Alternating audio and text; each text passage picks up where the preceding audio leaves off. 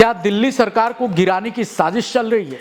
क्या दिल्ली में राष्ट्रपति शासन लगाने के लिए केजरीवाल की गिरफ्तारी से लेकर ये पूरी पटकथा एक तरह से रची गई है?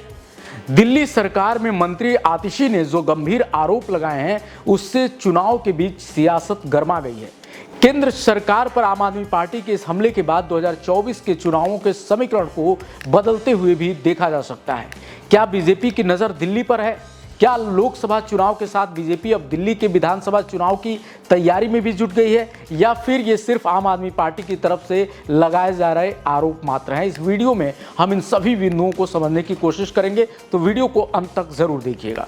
दोस्तों, आपको मालूम है कि इस समय देश भर में लोकसभा चुनाव के लिए प्रचार चरम पे है, लेकिन चुनाव के बीच देश की राजधानी दिल्ली की राजनीति कुछ ज्यादा ही दिलचस्प हो चली है। यहाँ पर आम आदमी पार्टी के मुखिया और दिल्ली के मुख्यमंत्री अरविंद केजरीवाल की गिरफ्तारी के बाद माहौल अचानक से बदल गया है। आम आदमी पार्टी केंद्र सरकार पर गंभीर आरोप लगा रही है, वहीं पूरा विपक्ष इसे तानाशाही बताते हुए गोलबंद हो रहा है। इसका खामियाजा आने वाले चुनाव में बीजेपी पर कितना पड़ेगा, उससे जानने से पहले ये समझिए कि आखिर दिल्ली में हो क्या रहा है।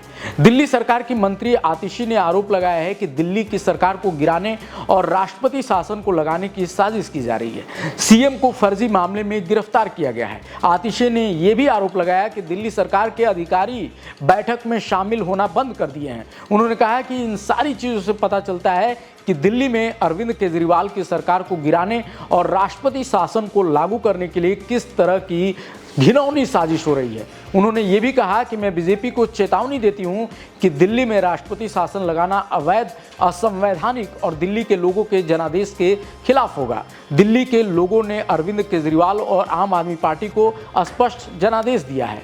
अब ये तो बात हो गई आम आदमी पार्टी की। अब बात विपक्ष के सबसे बड़े आरोप की करते हैं, जो चुनाव में वो कह रही है कि बीजेपी अपने खिलाफ उठने वाले हर आवाज को दबाने की कोशिश कर रही है और संवैधानिक संस्थाओं जैसे ईडी और सीबीआई का विपक्ष के नेताओं के खिलाफ गलत इस्तेमाल कर रही है। लेकिन इस पर अब खुद पीएम मोदी का जवाब आ गया है। एक चुनावी रैली में पीएम मोदी ने दो टूक कहा कि ईडी के सिर्फ 3% मामले राजनेताओं के खिलाफ हैं और भ्रष्टाचार के खिलाफ हमारी ये मुहिम नहीं रुकने वाली है, चाहे जिसको जो दिक्कत हो वो हो, लेकिन ये जो कार्रवाइयां हैं वो नहीं रुकेंगी। पूरे चुनाव हो या उसके आगे जो भी सिस्टम है, वो सिस्टम अपने हिसाब से काम करेगा।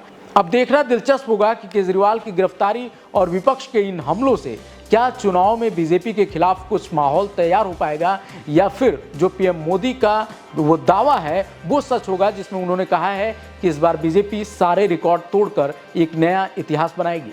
आपको क्या लगता है, कमेंट में जरूर बताएं। मिलते अगले वीडियो में। नमस्कार।